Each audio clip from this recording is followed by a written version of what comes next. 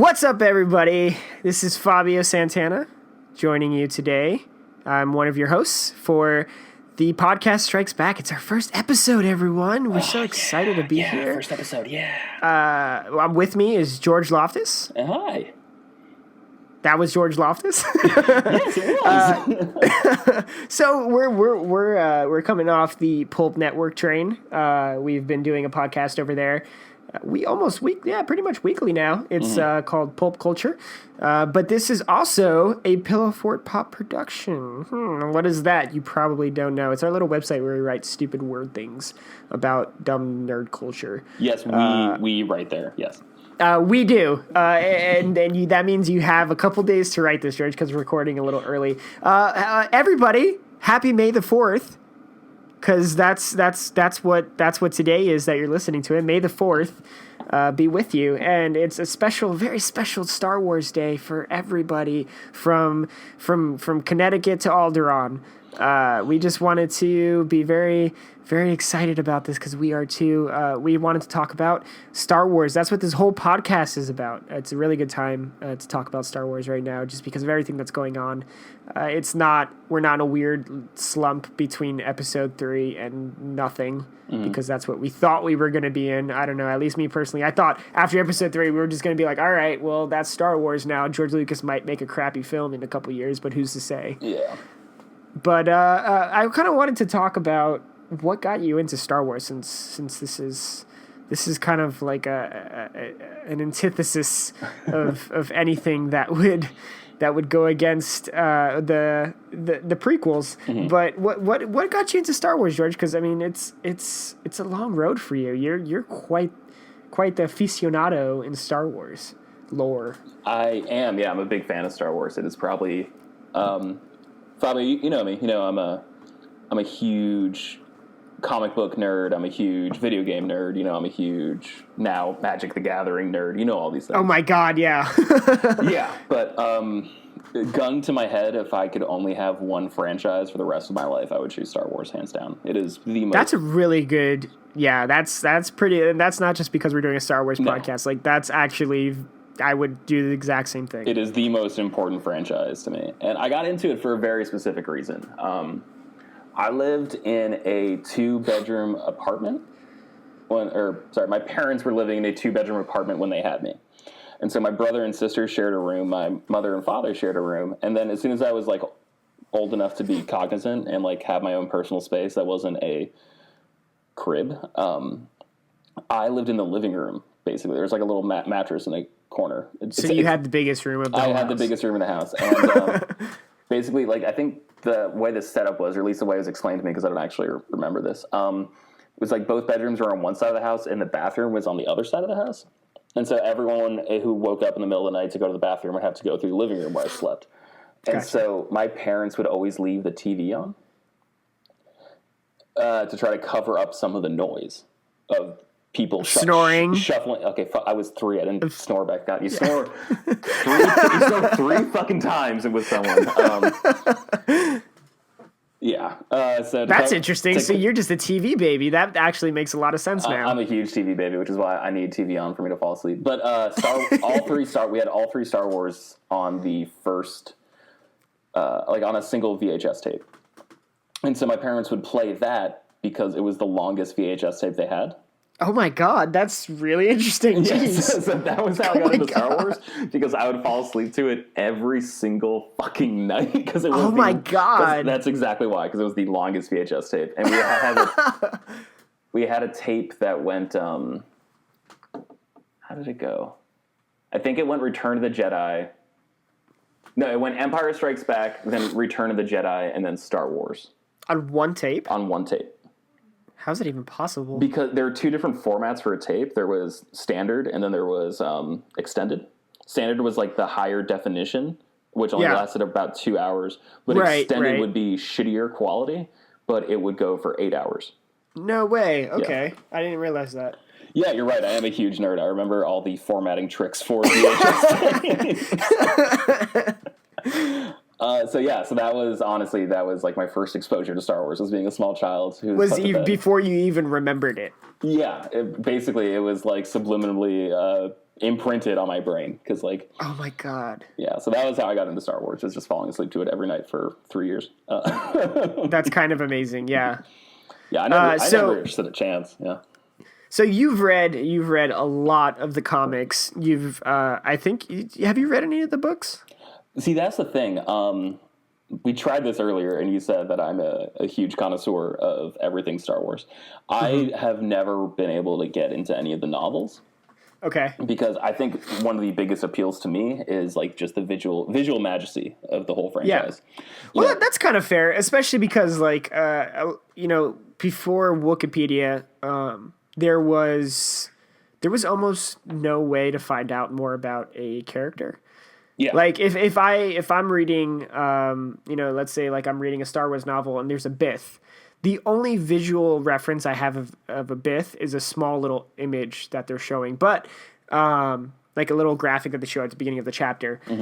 But I don't really like. There's so many different chapters of like, let's say like the Tales series or even the X-Wing series. There's just so many different characters you don't even understand what they look like. You just kind of read a small description of them, but you don't like put two and two together based on the movies to the novel. So that's actually a really interesting point. I totally understand that. Yeah, and so because of that, I couldn't get into the novels. Like my library, actually, like across the street from my elementary school, had a ton of them, and I'd always check them out. And I would always read like the first chapter and be like, "Fuck!" Like I can't do it. Right. And so because of that, I definitely gravitated more towards the comics and the video games, especially. Those were.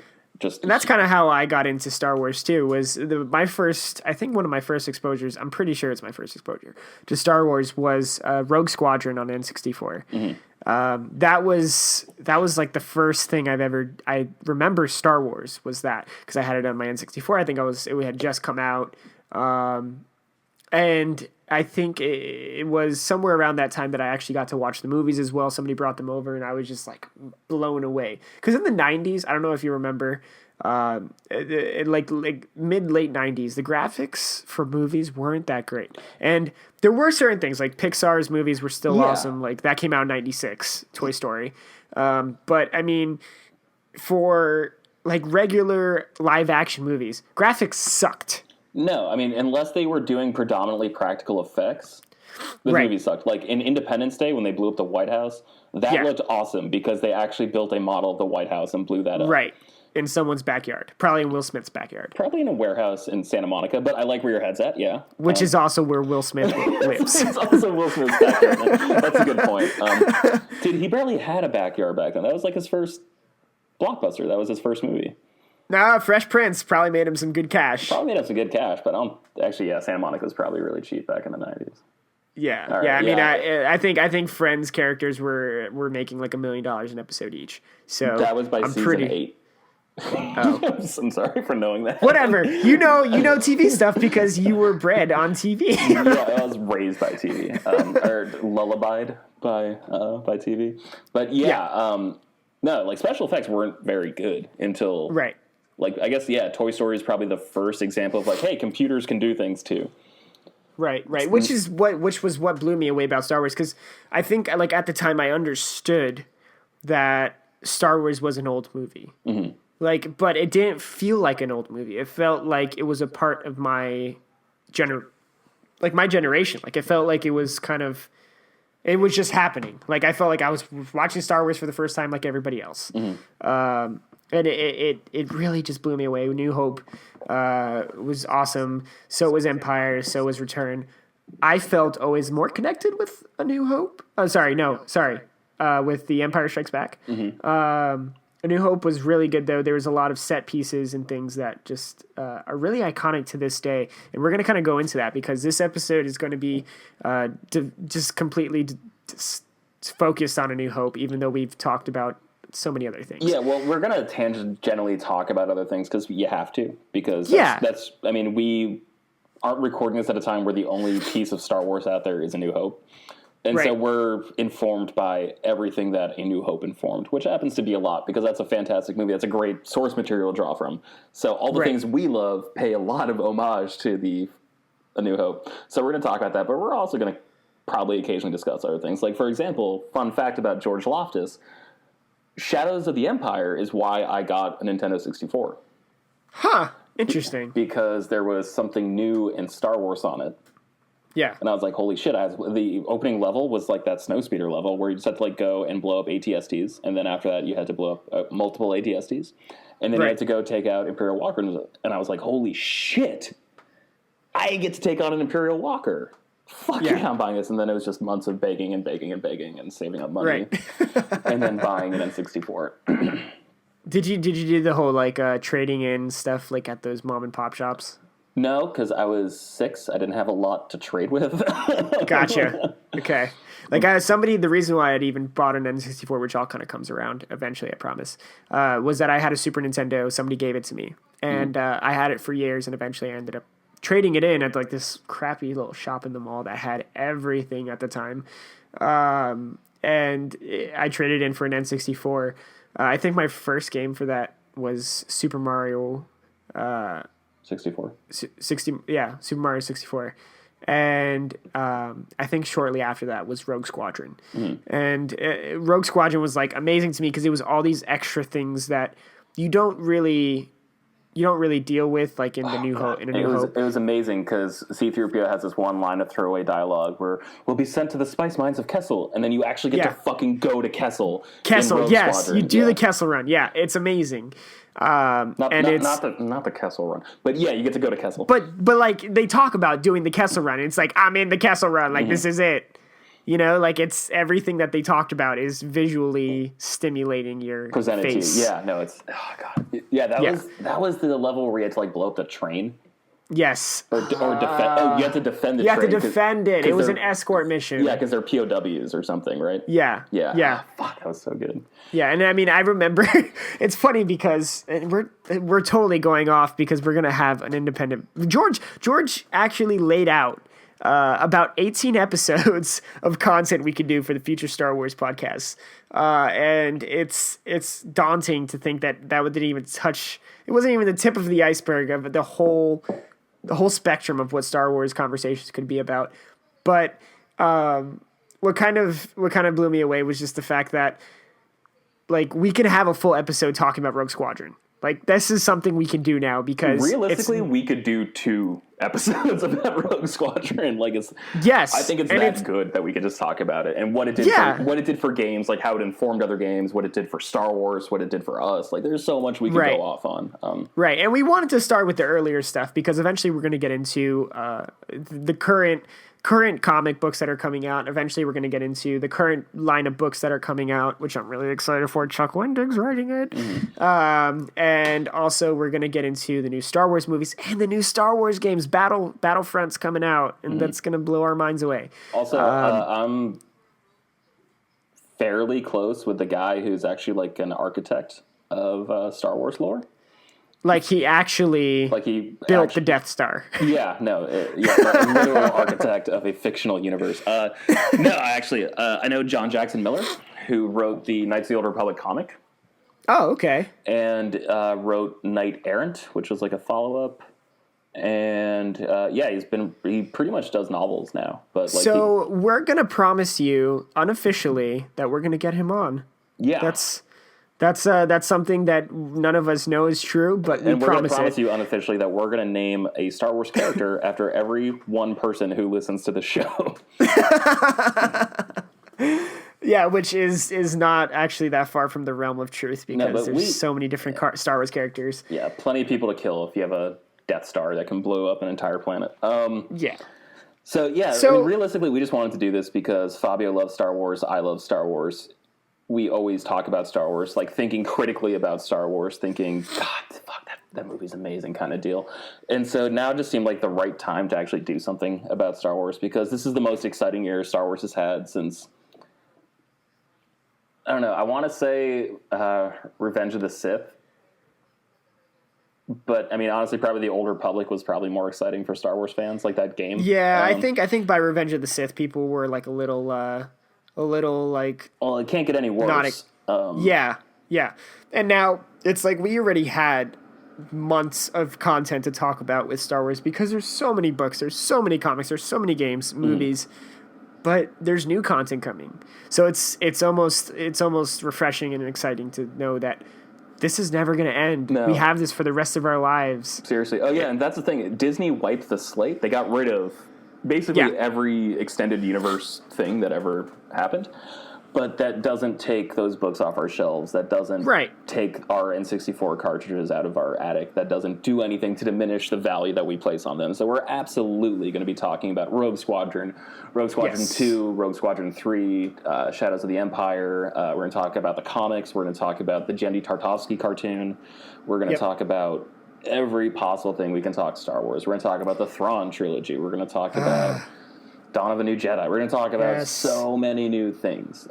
Yeah, and I think that's kind of where we're going to start off with too, because it's just like if you're listening to this and you've never seen Star Wars and you've never been exposed to any type of Star Wars media, stop what you're doing and go back and watch Episode 4.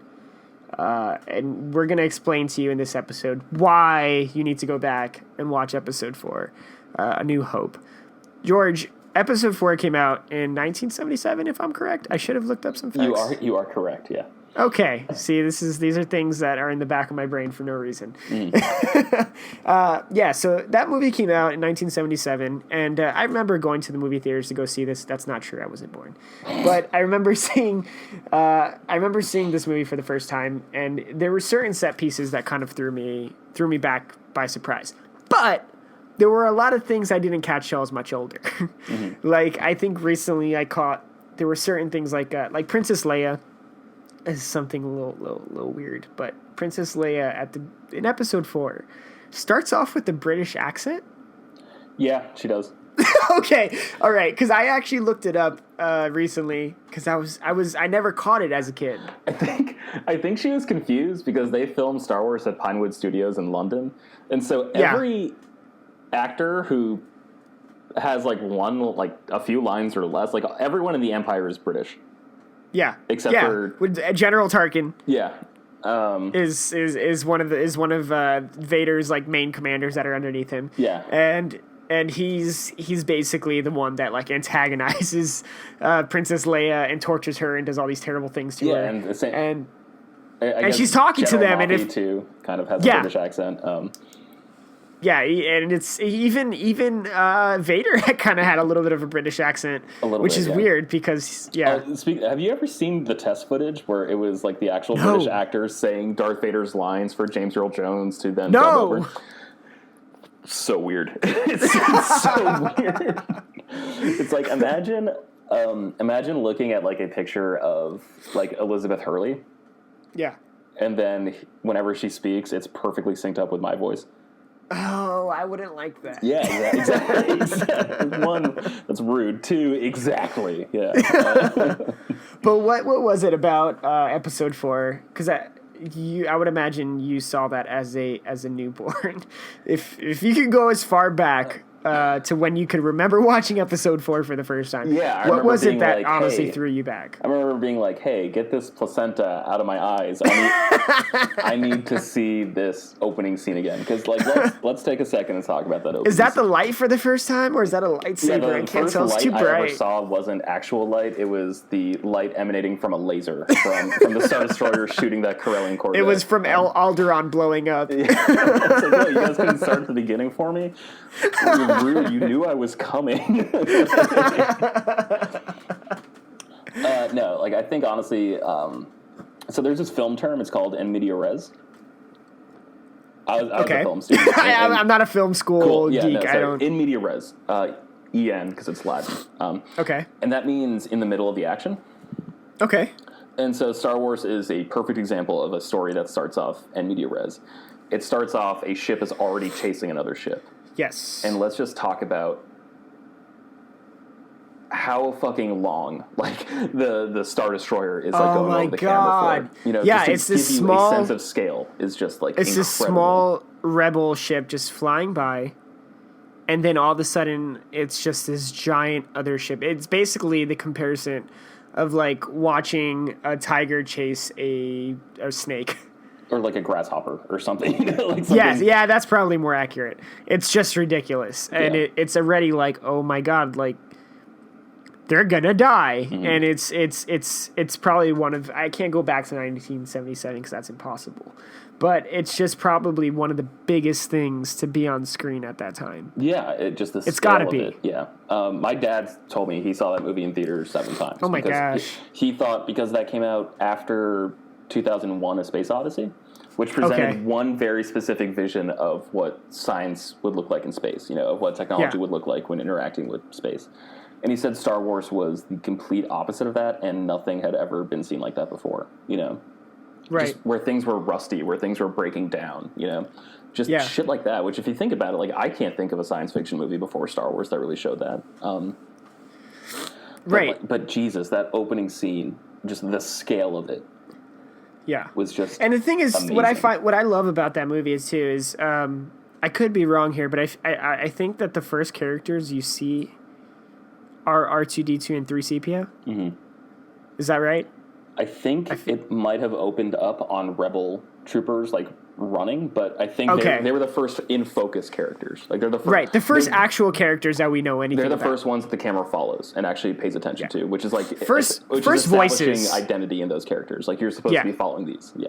Right. And it's instant connection. It's instant love. R2D2's adorable. Mm-hmm. C3PO is kind of like the complete opposite of R2D2. Just really, really sad. And there's a man in that suit. Anthony Daniels is inside of this metal suit, which is amazing. Yeah. You can't see me pantomime how his arms are, but Fabio can, and it's adorable and funny. Exact. Yeah. I mean, I'm getting that isn't C3PO. That's George. Oh shit, that's just George. That's just George. But yeah, Anthony Daniels is inside this suit and just doing an amazing job. Like it's probably one of the most accurate representations of a droid in any of the movies. Just like that, because a person's controlling it, and he does so well at making it look real and lifelike and as lifelike as a droid could get. Yeah, and also it's weird because nowadays we think about Iron Man being like a robot, Right. But like back in the day when you thought of a robot, you thought of him, like when you were a child thinking about robots, you thought about C-3PO. Yes. Nowadays kids will think Iron Man. This humanoid they'll think kind Ultron, whatever. Shell. But back then we thought about like a clunker, I love that you said that. Yeah, I love that you said that because kids that are growing up now are going to look at Ultron and see him as a robot. Yeah. And it's this CGI character, that's just moving around, flying around. But it's like, our 3PO was like the first robot that actually connected, like to me personally.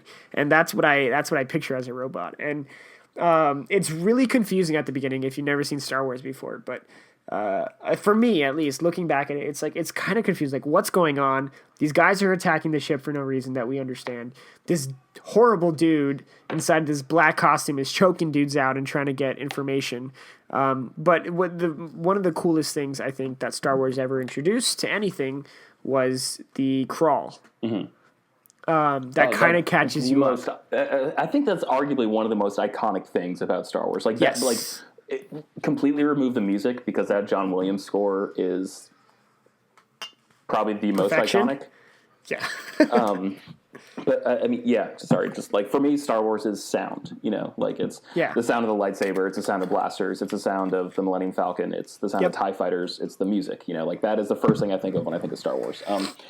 George, I'm gonna make a small comment here. The crawl, absolutely, yeah. Sorry, just a quick side note. This is totally going off topic, but if you've never read any Star Wars books, listen to them. See if you can find some audiobooks because they actually do a really good job at replicating the voices and the blaster sounds. And there's like this full sound effect thing going on that kind of helps you get into it without actually seeing it. It's this audio visualization that they present, and it's actually really on point. Yeah, I mean, if I could listen to like you can go to YouTube right now and go and listen to the Thrawn trilogy, and it actually is pretty good. Okay, I'll keep that in mind. Yeah. But yeah, so the crawl, it catches you up on this whole section of information about what's going on, and it's just you're already immersed. I can't even imagine sitting in a theater and seeing that for the first time. This huge screen with black sky with just stars on the background, this atmosphere, of just nothing, and then seeing these yellow letters pass your face just the whole way across the screen, and understanding that, okay, I'm in a different world now. Yeah. And I think that that's what Star Wars really brings you into, is that you no longer realize, oh, these are people. Yeah, these are people I could pass by on the street. Oh, this is something that could actually happen. No, this is a different place that it takes you to, and you don't realize it until making yourself realize it. Yeah, well, because it says, like, a long time ago in a galaxy far, far away, and you're like, yeah, okay, whatever. Like, Yeah. you know, it's so easy to shrug it off, and then, like, you read the crawl, you're like, okay, sure. Okay, that's kind of cool, but I then the guess. shifts happen, yeah. Yeah, and it's the, like you said, the just the size of the ships, and it's obviously something bigger than you, and something bigger than you can ever imagine. For me, Star Wars, it kind of comes together, and when I say Star Wars, I mean A New Hope. When A New Hope kind of comes together at so many different parts. There are all these new creatures being introduced: the banthas, the sand crawler, the sand people. You know, all these different robots. The Jawas are adorable. But one of my favorite parts of that How whole are you intro, married because and now do I have a girlfriend? Like, I don't understand. I don't either. I'm probably gonna watch Star Wars right after this. Yeah, me too. But but one of the most iconic scenes from Episode 4 of the first, I'm gonna say the first part of the movie, is because there's 3 different parts. The first part, I think one of the most iconic parts, is seeing Luke look out into the horizon, and there being 2 moons. That is, that. And honestly, like, that's probably one of the most emotional parts of the movie for me. I was working the other day and the movie was on, and like Aaliyah was next to me doing work too, and I just like paused what I was doing and I was like, yo, you gotta stop. Yeah. Stop what you're doing. Stop. Yeah. And I was like, look at this. And it's just like him walking out towards the sunset. Yeah, that's amazing. We kind of glossed over one thing I wanted to talk about. Yeah, go back. We opened the movie on R2-D2 and C-3PO, and they're the only characters we really follow for the first, like, 15 minutes of the movie. Yes. And just to put that into perspective, like, imagine an Iron Man movie where you don't see Tony Stark for the first 15, 20 minutes, you know? Imagine a Captain America movie where you don't see Captain America for the first 15 or 20. Like, try to, like, just, like, think back on every major movie you've seen where you don't see, like, the main character for the first 15 minutes. Like, how weird and bold and awesome is that, you know? Yeah. George Lucas gets a lot of crap for everything he's done, but he's honestly one of the most visionary producers and directors of all time. I wouldn't say so much for his prequels, but yeah, I mean, Episode 4 is probably one of the most amazing pieces of film, just because he sets this whole world up that you're not expected to go into. Yeah, and so much of this credit goes to Ralph McQuarrie, like the concept artist. Yeah. Who just did an amazing world. Like, George Lucas wanted to bring this world to life.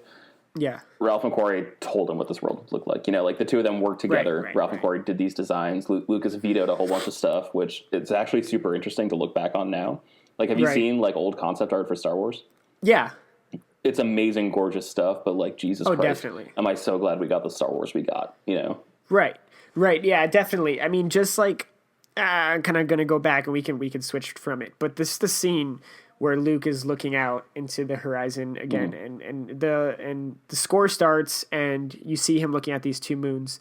Like, it's just it appeals to you because it's like you understand his problem with everything that he's going on. He's stuck in a place that he doesn't really want to be, but he feels he has these obligations, and he wants to do so much more. He knows he could do so much more. And his friends are gone, and they've all been, doing other things, and he just can't get away from the situation he's in. And to me, that's one of the most appealing parts about Luke's story, is that he knows he's meant for more, but he doesn't know what that is. Yeah. But he knows he can do more, and I think I really like connect to Luke Skywalker on that level. Other than the fact that he's a little whiny baby. Yeah. But I mean, I was going to go to Tosche Station to get some power converters. I was going to go back. power converters. Like that's probably one of. He's such a whiner, but. Yeah. I mean, I think that Luke is just his story, like where he's at in his life. He's stuck with his aunt and uncle. He's in a place he doesn't want to be, but he knows he has to be there for his responsibilities. And I think that can appeal to a lot of people on different levels. And just looking out into these moons, there's a world so much bigger than him, and that kind of sets the scene for me. Like when I think of the tipping point is that scene right there. Is that he's just looking out and knowing there's more for him. Because if he wanted to, he could have let R2-D2 go by. He could have let R2-D2 just go off and be like, you know what, whatever, man. I have responsibility. I can't go out there. I got to do what I got to do. But it's just he's looking out and he's like, there's so much more for me out here. You know, like he knows he's ready for more, and I think that's a really, really strong scene for me. That honestly resonates. Yeah. But, I mean, I don't know if you're ready to talk about this, but the second favorite scene I have from that movie, the cantina. Oh my God, yeah. Okay, so we see like a world like we're given glimpses of like this weird other place, right? So like just to catch people up on where we are in the movie now, like R2-D2 and C-3PO got on an escape pod, went down, and they were walking through like this desert planet, and they like one shot is them like walking past the bones of like a giant fucking dinosaur. What looks like it's a crate dragon. Fabio knows that. Just so you know, I know that. Yeah, I just wanted to let you know. But it's just there are lots of different dragons inside as a Star Wars fiction. Because I mean, well, I guess that's like the first alien we see, right? Is the bones? The bones yeah, of that you're dragon. right. Yes, yep. And then we see the Jawas, who are really weird. Yeah. And then we see the Sand People, who are equally weird, and the Banthas. Yes. And it's just like, just yeah. in case you obviously can't see us, but we're both waving our heads above our arms like we have and Fabio's Bantha staffs. Yeah, Fabio's got a pen between his, or like a straw or something between his two hands, like a gaffer stick. And so we see those aliens, and then we see Banthas. But like, I mean, I guess we could chalk up Jawas to like just little scavengers. We could chalk up Sand People to nomads, and their Banthas to mules. You know, like there's kind of like a weird equivalent for everything we see. Then Luke's aunt and uncle die. Killed by stormtroopers. Yeah, they were hunted down by the stormtroopers who were looking for C-3PO and R2-D2. Because they carried the whole plans to this giant Death Star, which was like the planet killer. Oh, yeah, I guess we're not explaining the plot of the movie very well because we Which is fine. Yeah, it's fine. You should go watch it. If you don't know, be listening to this and never have seen Star Wars, so like you're probably in for it. We're just going to talk about the awesome parts. But then he goes off with Obi-Wan. They go to the cantina, and Jesus Christ, that cantina scene is amazing. That's also one of my favorite things to reference. Yeah.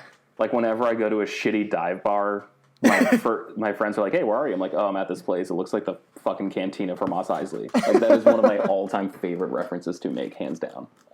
Yeah. Why do you love that scene so much? You know, it's an instant. You're instantly attracted to it just because obviously it's a hive of villainy and scum. You know, like it's just this terrible hive of scum and villainy. Wretched hive. I'm sorry, okay, but yeah, it's just this terrible, terrible little place, and all these people are evil and horrible. And I mean, it's just funny because you have this horrible bartender, who is who is just like a bad. We don't serve their kind. Yeah, we don't serve their kind. And the thing is, I guess I remember looking up as to why he hated droids, and I guess they just take up. There's a lot of different answers. They take up space, maybe. They take up space, and they don't like really need drinks. Yeah. So he also is on his way to work that the day that Luke and Obi-Wan show up, and he gets accosted, and then he runs into a droid, and he was having a bad time with droids at the time. Wait, that was I didn't even know this. That was like the story behind why he was pissed at droids was he was assaulted by a droid on him. But like he just he had this long line of issues with droids, and they're just cumbersome. They're not going to drink. Droids are not going to drink from a bar, so there's no reason for them to be there. Yeah, but they count as a person, so that it has to upset the balance. There's no cover. There's no cover to the bar. Like fire code, like the fire marshal equivalent at Mos Eisley's like, he can only have X amount of people here, and you got a droid that counts as a person. Yeah. It's like, but he's not paying. It's like, well, that's too bad. He's a body. Yeah, his boss was just riding him hard that day. Watch your portions! But yeah, so they get to this bar, and there's all these different aliens that you weren't expecting to see. It's beyond humans. Off It's beyond the top of your Jawas head, and just standing. describe to me who your favorite alien is from that scene. Oh, the Bith are my favorite. Yeah. I love the Bith because they're this cool jazz band that's playing this sweet tune. We all know it as the Cantina song. I love the story of them because they were actually hired to be Jabba's band. Mm-hmm. And they go out to do a wedding on, and it just, everything goes awry. Go read Tales of the Cantina. Is that a book? Yes. It's so good. Tales of the Mos Eisley Cantina. Is it an anthology? Like, is it like every chapter is like a different misadventure? Yes. Okay. Every chapter is a different character from that bar. Like, it goes through pretty much every single person in that bar and what they were up to right before they got there, the moment that Luke got there.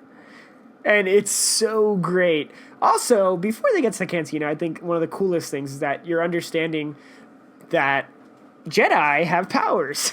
Because this Jedi, Obi-Wan, totally tricks these stormtroopers into believing that they don't need to see his identification and that he could just go right on. And that's the first time you get exposed to the Force, I think. He talks about it, but that's like the first, like, oh, they can trick people's minds. Okay, that's interesting. It kind of starts going out further than what you thought the Force was. Mm-hmm. And you might start to think that he's a witch. Or a wizard? A wizard, as he's referenced earlier, yeah. Yeah. But it's kind of awesome to see, like, all these people, just horrible people.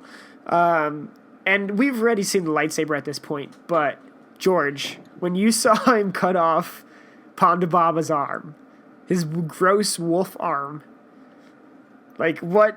I was kind of shocked that there was blood because for me, a lightsaber wouldn't cause blood. But there's been other parts in the series where blood has come out. Retroactively introduced. Like when in episode 5. Yeah. We'll get to that scene. But, it's a clean cut when someone's limb is cut off. So, yeah. Right. I was watching the special edition last night. Uh-huh. They didn't fix that. Like, it's still a bloody arm. Yep. Like, this isn't... I don't know if they touched them up. I assume they didn't touch them up to do, like, the digital release. Yeah. So I think I own, like, the last copies that will ever be touched by anyone. Like, the Blu-rays. Yeah. And so I was watching that, but it's still cut off unevenly. It's still bloody, which kind of shocked me. I thought that would have been something he would have touched up, which would have been fine to touch up because that's actually a continuity error. It's not like him going back and adding like, oh, there should be 10 more fucking aliens at this little pit stop outside of Mos Eisley. Which, if you've read like Heir to the Empire, the comic book, like there's blood from a lightsaber in that comic book. I think it's one of the first, either issue 1 or 2. There's blood from a lightsaber. Mm-hmm. Like he slashes someone and just blood's flying everywhere. Yeah. And I don't know if they end up changing that for good. Just so we're clear, Heir to the Empire, like of the Thrawn trilogy comic book. Yes. Yeah. Which, oh my god, that graphic novel is like one of my favorite things of Star Wars ever. Yeah, maybe it's just the Thrawn. I don't know how it's called, but Heir to the Empire is part 1. Right? Yeah. Of the Thrawn trilogy. Yeah. Mm-hmm. They make this awesome. Sorry, side note. They make this awesome like 3-part. It's like the graphic novel version of the Thrawn trilogy, all in one book. That's like $35. That is one of the most gorgeous things of Star Wars. Yeah, go spend your money on that. That's even though it's not really canon anymore. It's really, a phenomenal. Really like it's basically like what episodes 7, 8, and 9 were to people who were just never think of it as an alternate universe story. Yeah, since it's not canon anymore. But I mean. For me, like, I guess we can't go through this the first episode without talking about Han shot first. Han did shoot first. He did. And in the first movie, when they first did it, Han shoots Greedo, this bounty hunter looking for him that's working for Jabba the Hutt, because obviously Han's going to owe somebody out there in the universe because he's just this thief, basically. Yeah. And he did shoot first. You know, you watch it, but they finally fixed it. If you watch the newest Blu-ray update, he just kind of moves to the side a little bit. Mm-hmm. But like he does shoot him first. It's the most awkward jump cut editing ever. Yeah. Like in the updated versions, because like they basically move him over in the frame, but you don't see him move. So like he's just like sitting at one spot for 1 second, and then moving, and then he's just like sitting at the same exact angle, but like 4 inches over in the next one. And it's like he gets shot at, and then he shoots Greedo. Yeah, because he has to be wouldn't make sense. A nicer guy. Yeah, like I don't understand how Greedo could be a successful enough bounty hunter to work for Jabba the Hutt and then not be able to shoot someone sitting directly across the table for him. Right. It doesn't make sense at all, and I don't know. Fucking Rhodians, man. Yeah, and that's the thing is that we get introduced to other Rhodians as well, like right after. Like Rhodians are some unique people, but. What's after? Because after the cantina, we actually we glossed over one of my favorite parts too. Oh, tell me your favorite part about the cantina. I think I just went into it and I didn't ask you. Okay, two things. I can't remember the name of this, but since I know that the cantina scene is one of your favorites, my favorite alien from the cantina is like that little child looking thing that's like going up and like using both hands to get a thing of milk. Oh my god! I just love that they're like in my head they're at a bar at like 3:00 in the afternoon, like on a Wednesday, and he brings his kid around. A little kid alien getting like what's the drink called? What's the milk? It's like Boo Milk or something. Like yeah, I can't remember. It's got I Boo should or know Blue that. or something in the title. It's Blue Milk for sure. It is Blue It's Milk. like Bantha Milk, isn't it? It's something like that. But I just love the idea of like a little space child being at a space bar on a Space Wednesday at 2:00 in the space afternoon. Also, did you think that the Deveronian was kind of like he was like a demon? So I remember like watching it for the first time. Mother was like, "That's a demon." The dude with the horns that are like the the red skin with the Yeah, I thought he was really weird because like you just see him like smiling and then like looking maliciously left and right. Yeah, with his sharp teeth. Yeah, he actually has a really interesting story with Boba Fett. With Boba Fett, Boba Fett has to go and grab a Deveronian. It's really awesome, by the way. But yeah, my favorite scene from the cantina scene, my favorite part of the cantina scene was it's a throwaway line, and this is either a testament to George Lucas's genius or his just amazing luck. But Han Solo, Luke and Obi-Wan hire Han Solo to be taken to Alderaan, and then he's like, Millennium Falcon. He's like, yeah, you never heard of the Millennium Falcon? It's the ship that made the Kessel Run in less than 12 parsecs. And you're just like, I don't even know what that means, but that sounds impressive. That must be really awesome. And then like later you like do work and you're like, wait a second, a parsec is a measure of distance. Like he fucked up. Yeah. So I assume that's what happened, and then someone came up with an explanation to explain why they were correct the first time. Because George Lucas was like, no, you see, it's actually a speed distance per second. And just like, yeah. Well, do you know what it is? No, go ahead and explain it. Okay, the Kessel Run is actually a series of black holes. And so you win the race by going the shortest distance, and the shortest distance takes you the closest to the event horizons of the black holes. What? So your ship has to be fast enough to escape the event horizon of a black hole. And so by going the shortest distance, you go closest to the centers of these black holes, but you don't die because you win the race, you know? So I'm guessing that Han snuck his way through somehow. I don't know, man. Like, I think he's just got that good a ship. It's a Corellian that he's made a couple modifications to. But yeah, that is my favorite line, because it's either, like, at the time, I'm sure it was just like, this sounds spacey, but now it's just like, no, there's an actual reason why he was able to do it, so get used to it. But the thing is, we know the Millennium Falcons, obviously, like Luke said, it's a piece of junk. So it's obviously not the best ship, right? Like I'm assuming there's got to be a story out there about how it made the Kessel Run in 12 parsecs, but like I'm assuming Han figured out some way to get through without actually like legally doing it. Whether It didn't he really did matter. or didn't, I don't know. I haven't done that research. Yeah. Like I said, I can't get into the novels, and I'm sure that has to be a story, yeah. But yeah, I just love that that's like an actual line of dialogue, whether that was intentional from the beginning or retroactively defined after the fact. Yeah.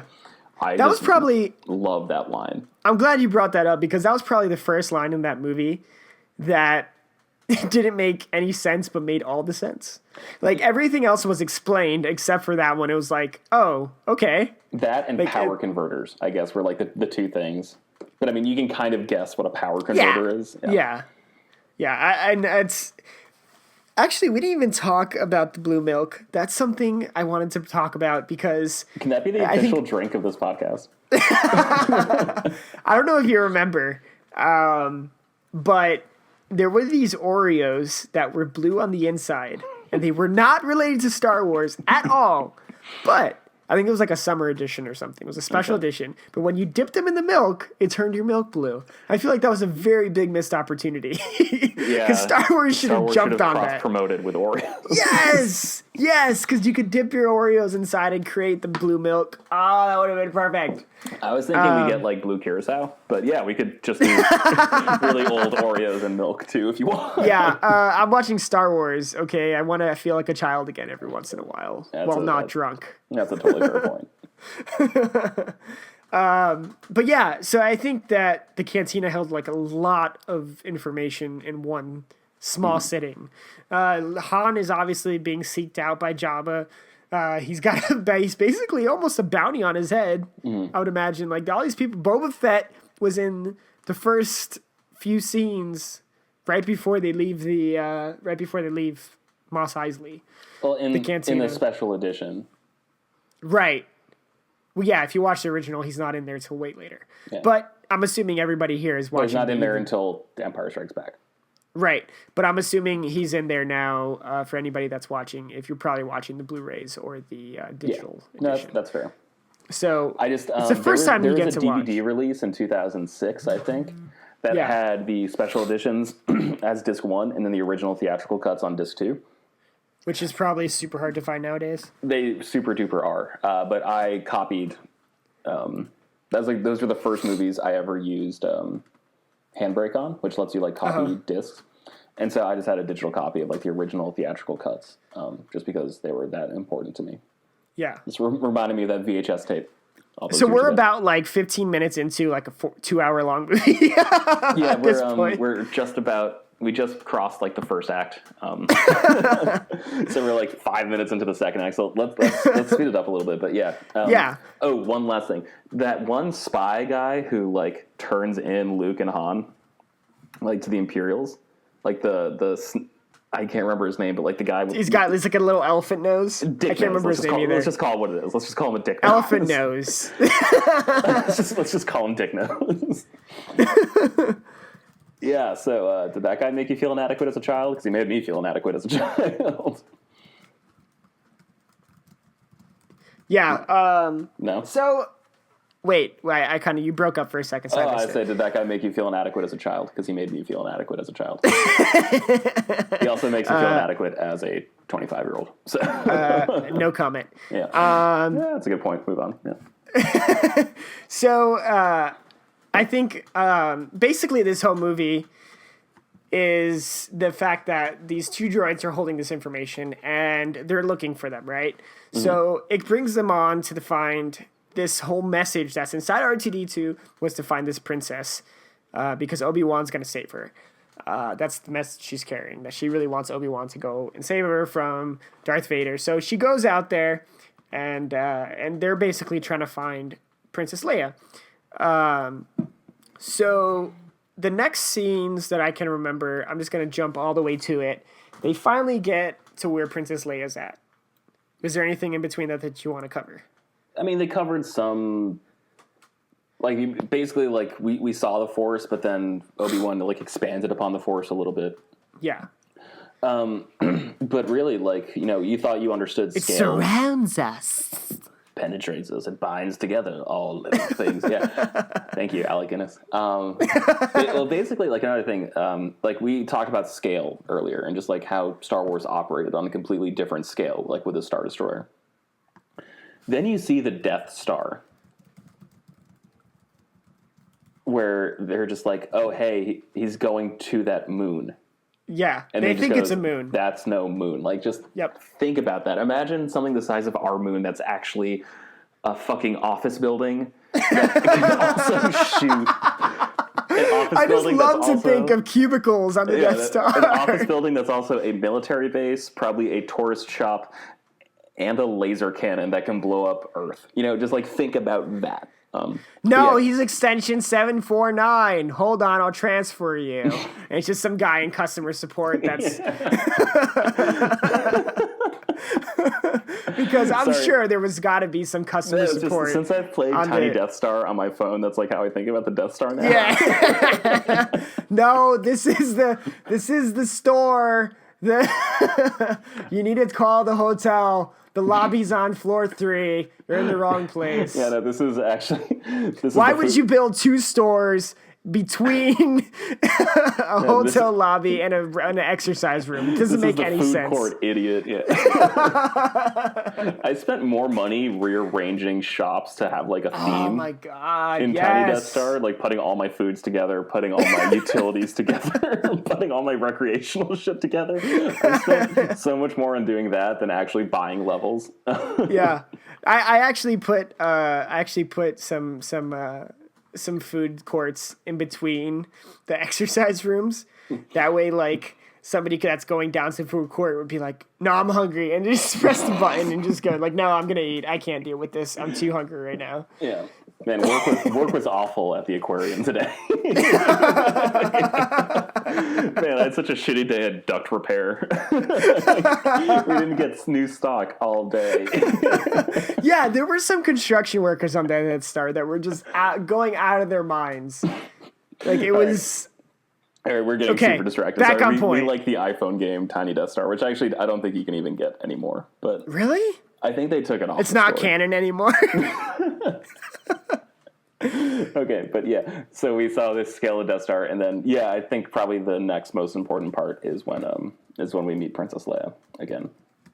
Yeah, and the thing about Princess Leia is on this ship, and she's about to get murdered, like straight murdered, if she doesn't give up the information that she's supposed to give up. And she ends up giving up a fake information about where all of the rebels are at. Mm-hmm. And that just causes them to blow up a whole planet. Not only a whole planet, her whole planet. Her whole planet, which is the planet of Alderaan. Because she says it's on Dantooine. Not true. Yeah, there was an old rebel base there, but it hasn't been used for some time. Yeah. Right. So in the whole means, it causes for we're going back to where Han is about to land on this moon, and they get to this moon. It's not a moon. It's the Death Star. And what kind of blew me away about that whole scene is just the fact that it's this giant space station that they're getting pulled into, which is just. It never really dawned on me that if this ship is going into this area, something's got to pull it in, right? Like it's this science that it didn't really go into as much science, let's say, like Star Trek does. You know, Star Trek really goes into the science behind everything, but it's this obvious level of, I guess, yeah. You know what I mean, though? Like it's a different set where instead of telling you this does this, this, and this, it shows you, this is the effect of this obvious technology that they have. And I think there's a lot of interesting things going on. They introduce Sabak. They introduce like so many different interesting things that we find out about later before that. But they finally get to Death Star, and obviously, typical Han, what does he do? He takes a couple stormtroopers that come into the ship once they land inside the Death Star, takes their armor, and that was like obvious. We already knew Han was like some kind of scoundrel, but this just proves it even more. He's done this kind of stuff before. Yeah, he's an old hand at impersonating an officer, which is a federal crime here. Pretty sure it's a federal crime in the New Empire, I guess is like how you'd call it. Yeah. So, one of my favorite scenes of when they get on the Death Star is when Han shoots a couple of the stormtroopers. He's like, "Oh, we're all fine. Thank we're you. All good how here are now? Yeah, how are you?" And that's one of the funniest things of just showing Han just doesn't know what he's doing. He just improvises the whole way. It's also the worst acting Harrison Ford has ever done. Like, that scene is amazing for how bad Han Solo is. Also, a small tangent. Did you ever see the audition footage of Kurt Russell auditioning for Han Solo? No, he did? Yeah, let's do one episode of like a behind the scenes. Yes. Where we just talk about all this weird shit we've seen. Okay, cool. All right, all you. Sorry. No, you're fine. So, I mean, there's a lot of set pieces that are obviously blow us away in the whole Death Star scene. You know, it's the only colors in the Death Star are pretty much gray, red, and black. And that just kind of like sets this ominous, feeling towards who these people are. You know, they don't deal with happy things going on. Like, it's this very serious setting. Like, we've never seen any of the stormtroopers messing around. You know, like, they're all very high strung. And I would imagine it's because of the sense of fear that, like, Vader and the Emperor and all the generals put upon them. Everyone's terrified. Well, and they're in a ship called the Death Star. It's true, yeah. It doesn't really set a good... And their biggest frontline weapons are called Star Destroyers. Yeah, they didn't really try to hide the fact that they were an evil empire. Yeah, I mean, like, at least the U.S. military, like, they call it at least they call it, like, the M1 Abrams. Like, that could be anything. We don't call it a building breaker, you know, like, we don't call it, you know, like, we don't call missiles mountain removers. I think, like, the worst thing we do is, like, there's a bomb called a daisy cutter. Oh my god. Yeah. Jeez.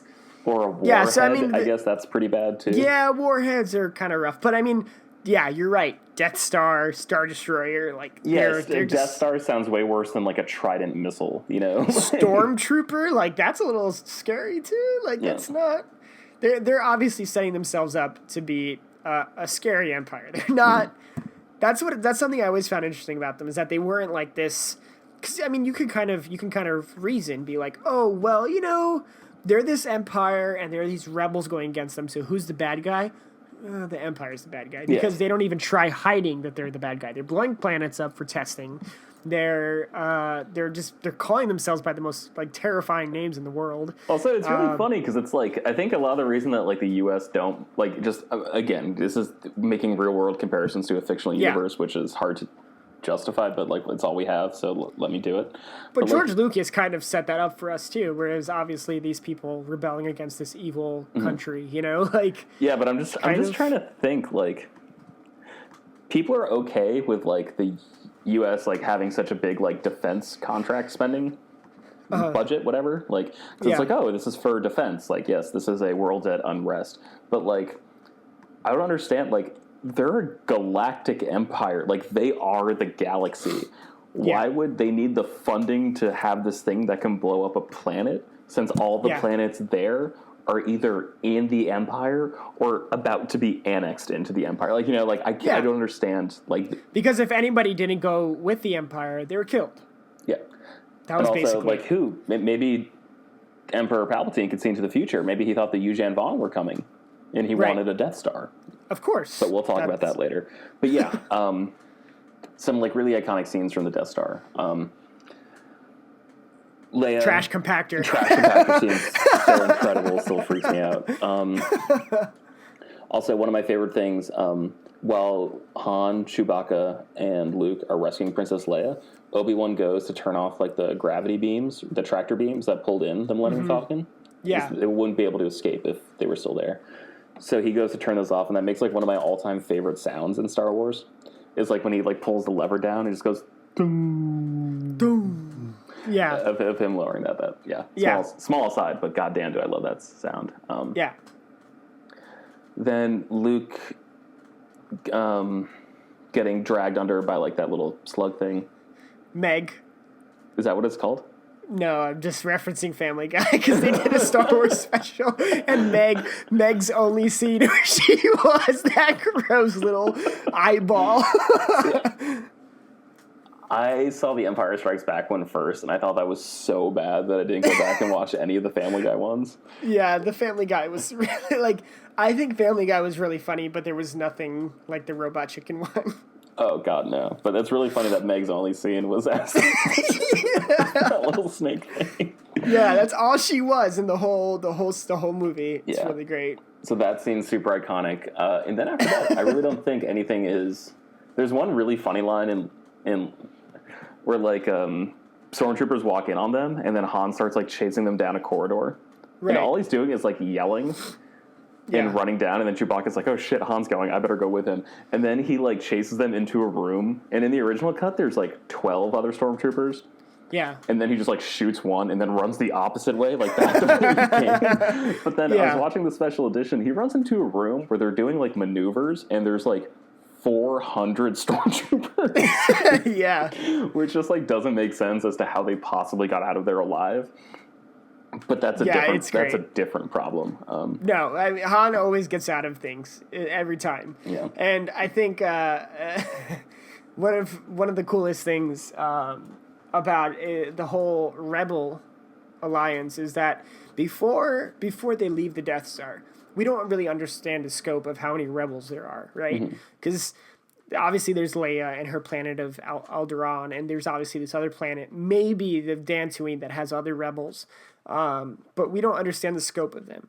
And we don't understand that until Luke leaves the Death Star with Han, and obviously Obi-Wan, I don't know if you want to touch on that, but Obi-Wan gets himself killed on purpose to allow his own force to go into the Force, his own self to go into the Force. That way it can help Luke in his future endeavors. Yeah. But we don't understand the scope of all this until they finally reunite with the rest of the rebels.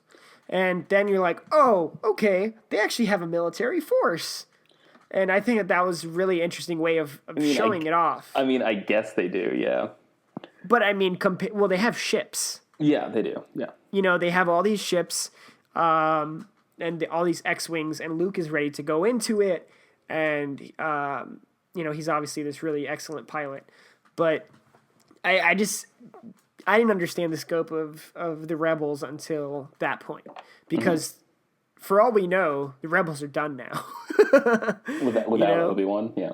Without Obi-Wan, planet of Alderaan's destroyed. But no, there are other rebels. You know, they have their own smaller, obviously not even close to how big the Empire is.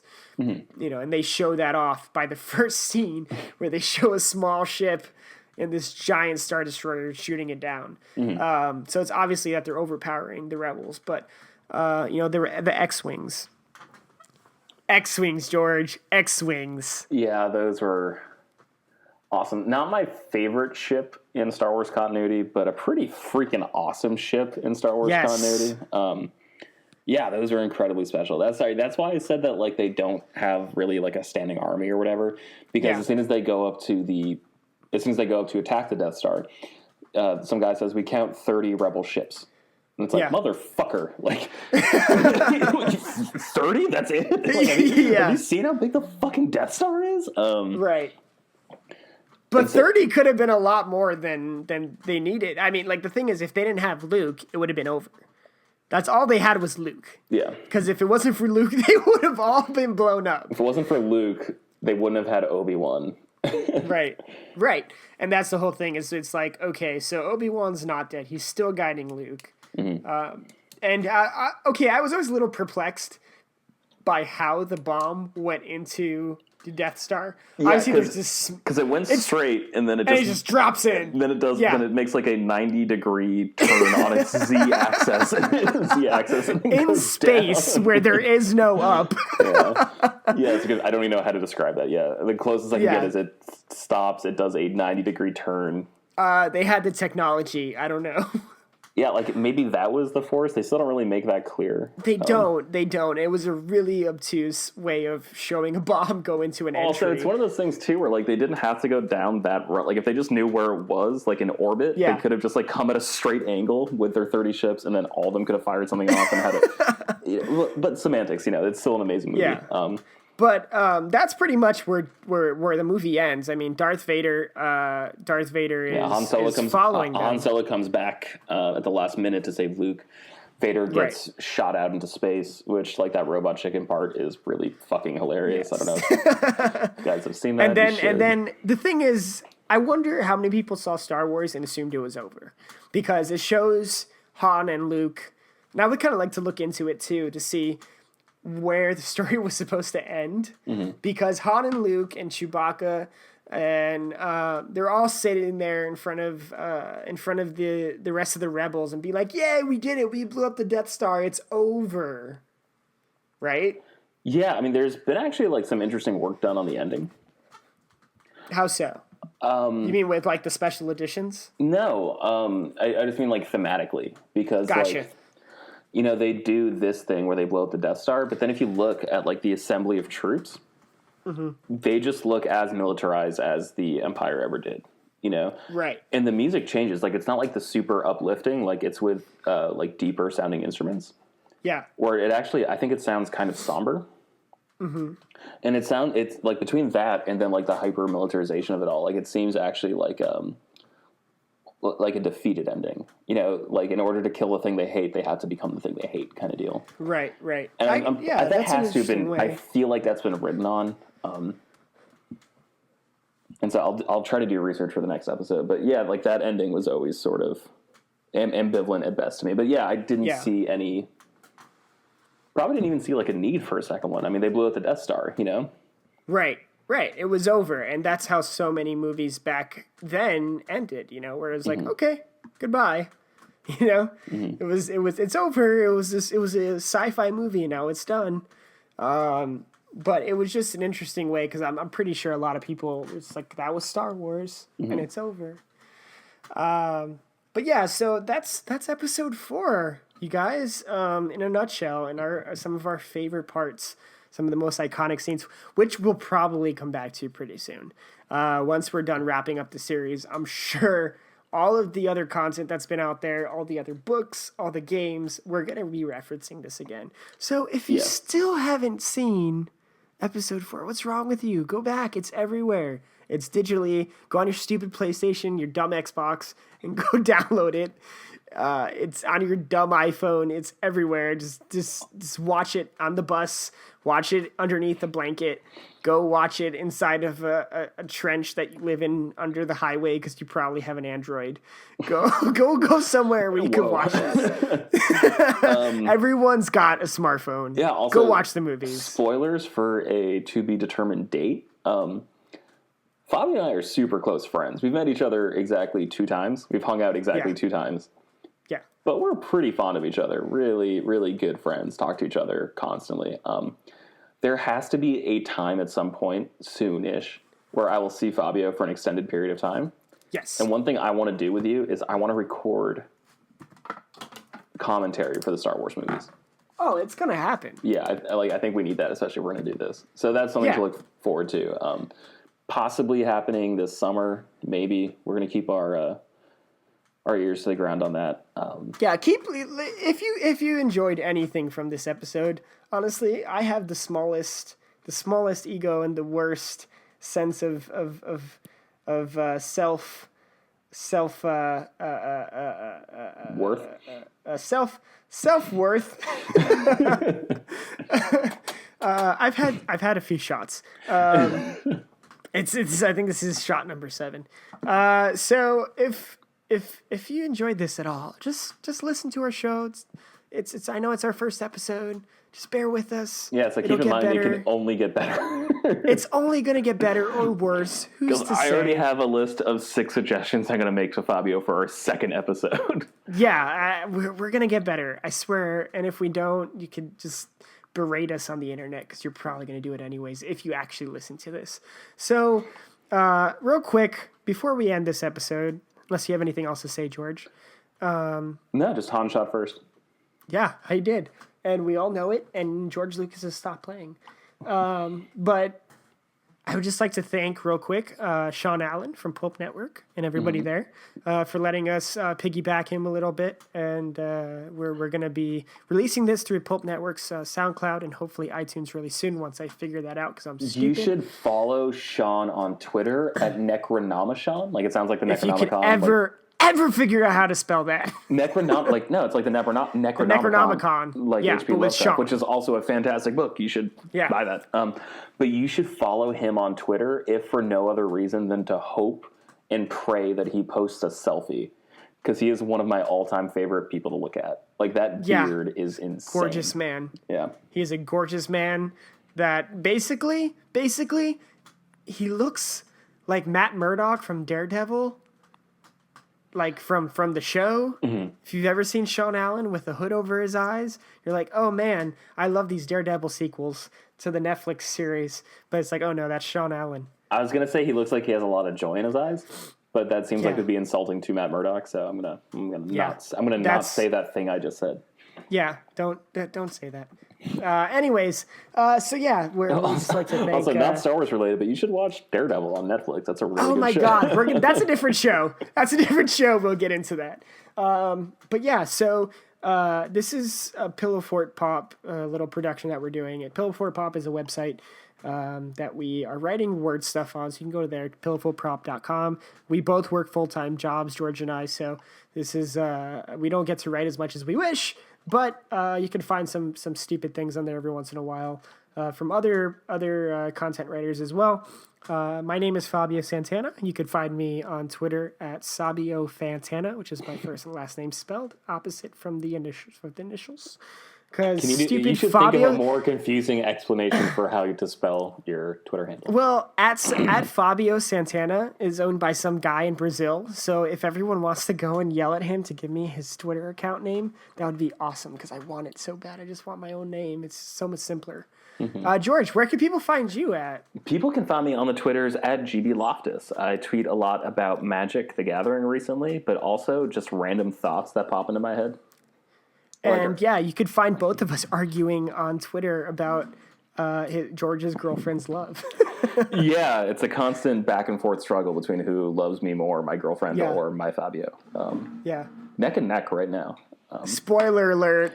It's up in the air.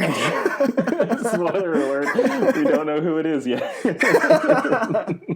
So yeah, go and follow us. Go to Pillow Fort Pop on Twitter, which is rarely ever used. Also, go and follow Pulp Network, and you can see what we're going to be. Hopefully, this is going to be a weekly thing. Episodes should be shorter from now on. We're going to get it a little leveled out. But we will be in the chats soon. So happy May the 4th, everyone. Happy May the 4th. Thank you for listening. Thank you for appreciating everything Star Wars with us. Yes, and may the Force be with you always.